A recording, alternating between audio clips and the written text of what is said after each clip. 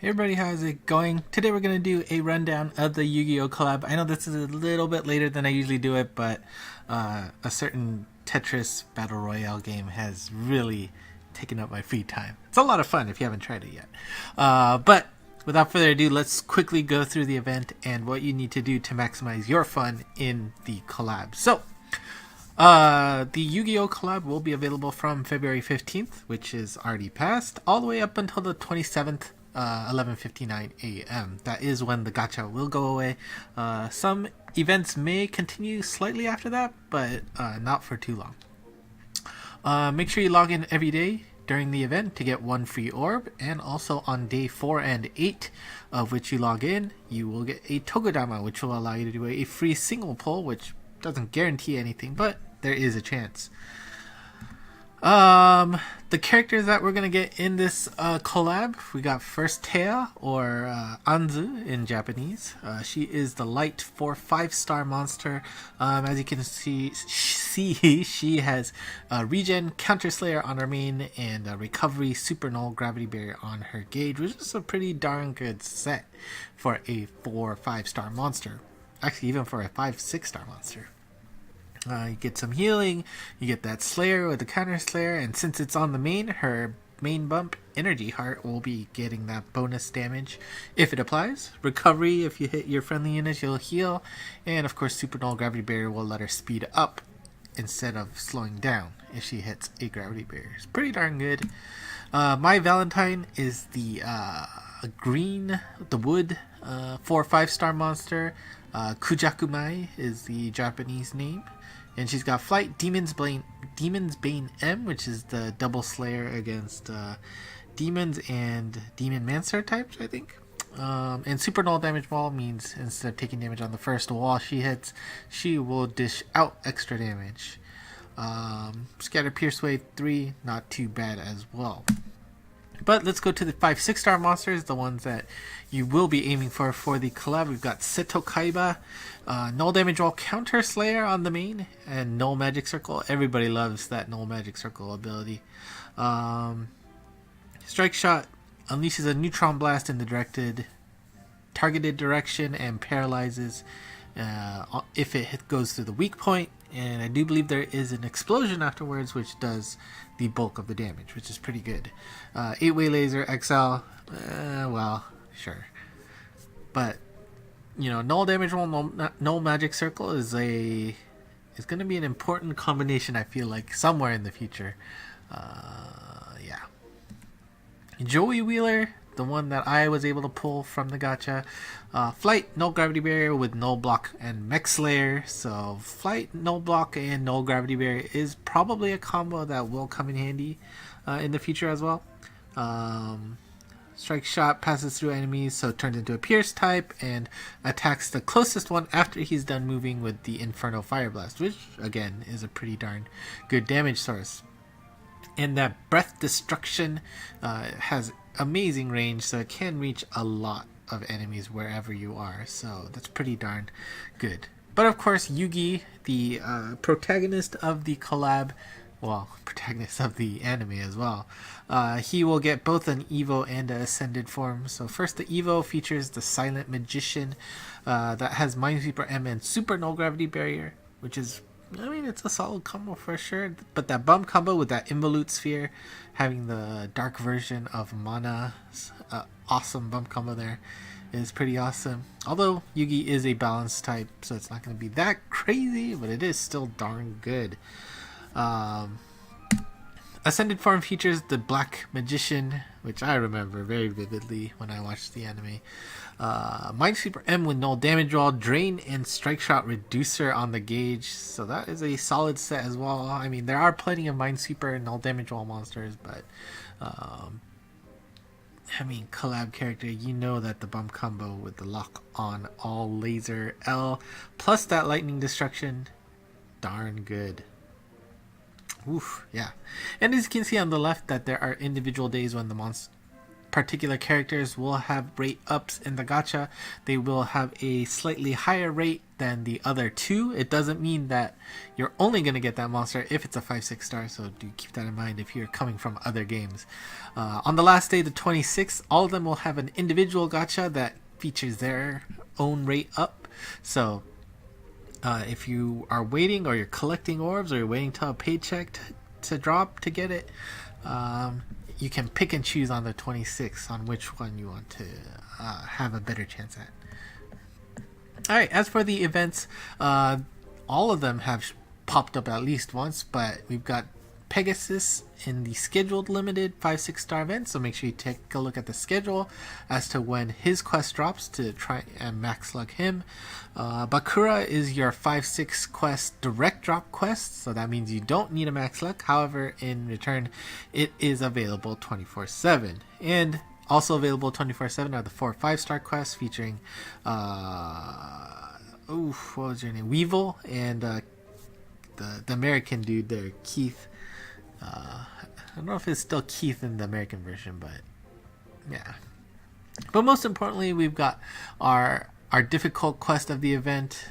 Now first, there is the standard version of Marik, and that will give you a savage and extreme difficulty version of the quest. And if you can clear that stage, you can unlock the Evo form of Marik, which is Flight, Dark Resistance, Null Damage Wall. And his strike shot will sacrifice his HP and just fires a cannon in the direction you direct. However, if you clear both difficulties of Marik, you can take on the Insidious version of the quest, which is also a scheduled time limited quest, so make sure you pay attention when it's up. But also remember, you need to clear both difficulties above before you can take on the Insidious version. Don't get tripped up by that. And if you complete this stage, you unlock the Ascended version of Marik, and that gives you a super null warp which scales with luck, so it will do more damage and function properly once you get 99 copies of Marik. And warp and flight, not too bad. Strike shot is basically the entire screen gets attacked by the Phoenix. It's not super big in terms of damage, but it does hit everybody. 100% hits everybody, and it did decent damage if the minions were really weak in HP. So it's an interesting strike shot. But of course, the lock on laser XL is really good, assuming there's no laser barriers, and having that speed up as just a bonus bump combo is always good. So definitely worth trying to clear. However, since it is an Insidious quest, it's pretty darn difficult, and you only need to clear it once, because once you clear it, you can unlock a mission which will allow you to switch between the Evo and the Ascended form of Marik freely. As you can see, there will be a mission available on the right. All you have to do is click it if you've completed this stage, and it's good. You can get this whether it's via host or guest by playing co-op. So if you have a friend that will be willing to carry you through the quest, that is also an option. Alright, now let's go to the quirks of each quest. So if you take on the Bakura quest, there is a chance that you'll see a gold sarcophagus on the stage. There is a timer on it. If you can destroy it before the timer runs out, it's pretty high, so I think you should be able to do it. But it will guarantee at least one boss drop. There is a chance for more, but I don't think that chance is very high. I've heard decent chatterings of it coming up fairly often, so it should help make that direct drop quest a little bit more bearable. Now for all of the other quests, Marik, the Insidious Marik, Pegasus, Keith, and Weevil, if you speed clear with at least 5 or more turns left on that speed clear indicator on the bottom right, you are guaranteed a bonus boss drop reward from the speed clear bonus. It doesn't guarantee that both of them will be gold. It guarantees one of them will be gold. That's an important distinction to not forget.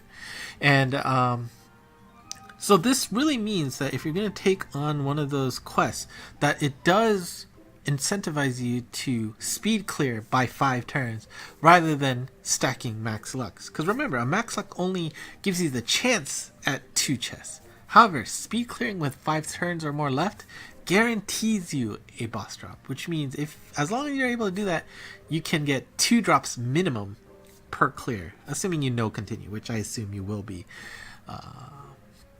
So do keep that in mind when you make your party. It almost really incentives you to not do a full max luck party unless you're guaranteeing that it's fast enough.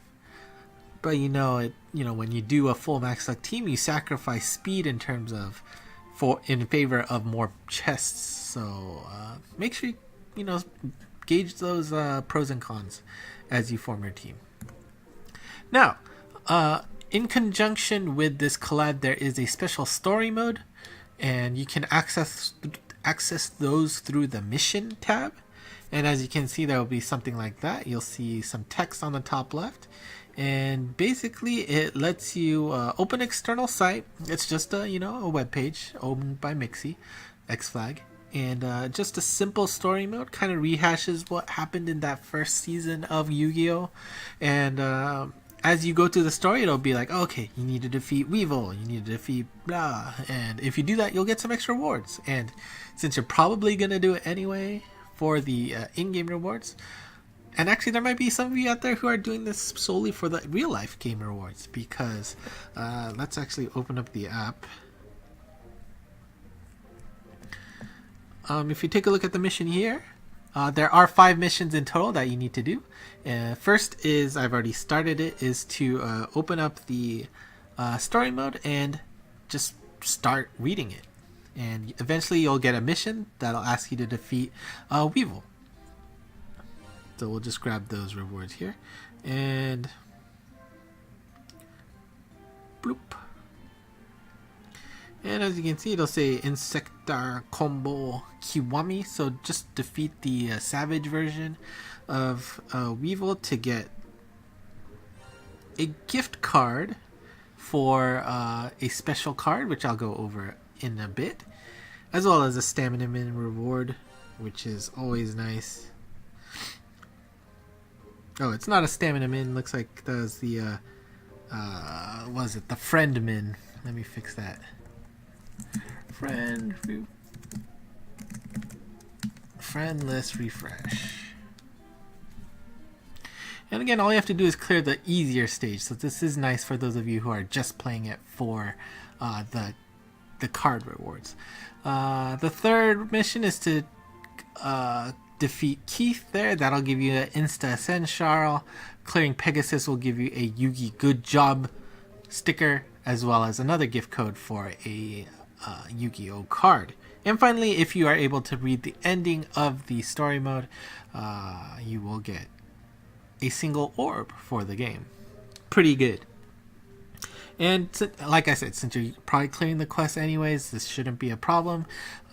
You do not need to do this in order, if I recall correctly. As long as you do the stuff and as you complete the story mode missions, it'll progress along. And if you've already finished it, great, you're going to move on to the next story. And again, here is where you can get that unlock of Marik Ascension. Since I cleared that last night. That video should be going up tomorrow. That was an interesting challenge. And as you can see, you can directly now change it to Ascended form without any materials. Normally it does cost a decent amount of materials. It makes it a little bit easier. And actually you can switch it back and forth freely without having to spend anything over and over and over again. So it may incentivize you to do 2 copies of Marik if you are so inclined, because hey, it's free, you don't have to worry about it, and it will also increase your max luck count since they're separate monsters. Look at that, go back and forth, no problem. But I'm going to keep the Ascended form right now. But do keep in mind that the Ascended form does scale with luck, so if you're going to max luck only one, doing it for the Ascended form, at least as your base, is not a bad idea. All right. Before we go into the card rewards, let's go over the in-game rewards with the Yu-Gi-Oh! Good Job. If you don't know how to activate them, you can go to the question mark here. Scroll down where you can see line. You can read English, right? So hit that line. If you haven't hooked it up yet, you'll only see 3 options. Click that first one to hook up your line account to Monster Strike, and that will allow you to change the stickers that come up when you double tap in-game in co-op.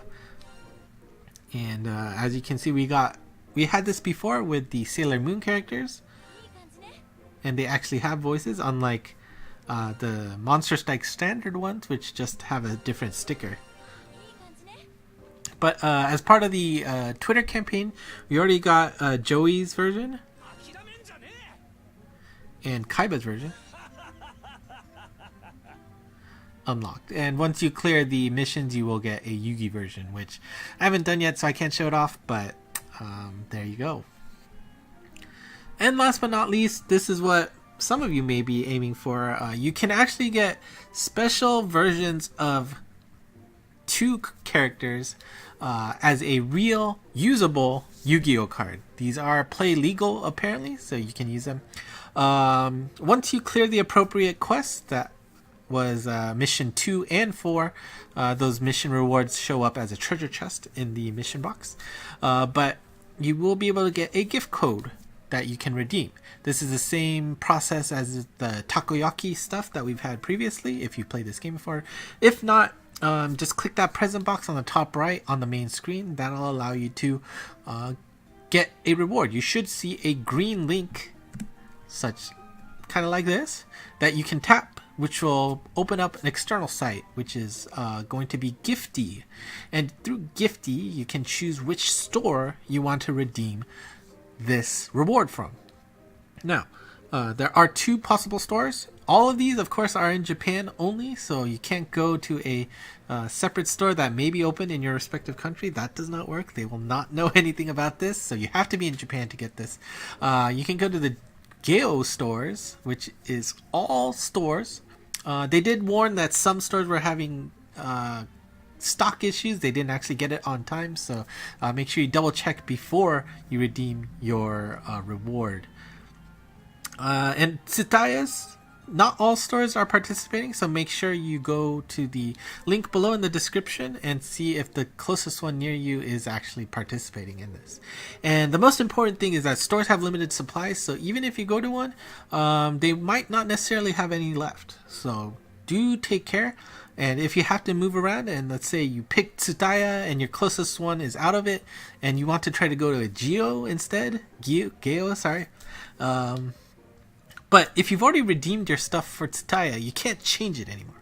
So it was highly suggested to not redeem your stuff until you're actually at the store, you confirm they have something, do it in front of their faces, and make sure you get it then, rather than doing it early, locking yourself to that store and possibly being stuck without a reward. Yeah, I think that's it for the Yu-Gi-Oh event. Let's see, let's go to a screen here.